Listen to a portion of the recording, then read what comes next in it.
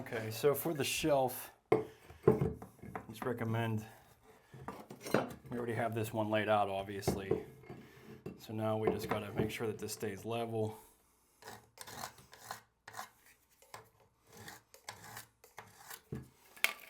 It's 10 inches, so we'll just go 9 inches from the corner. And then basically we'll just be notching this rounded piece. So just basically cutting some of this out so that it can just slide right up against the tile. It's a lot harder to obviously cut that tile and go around this perimeter.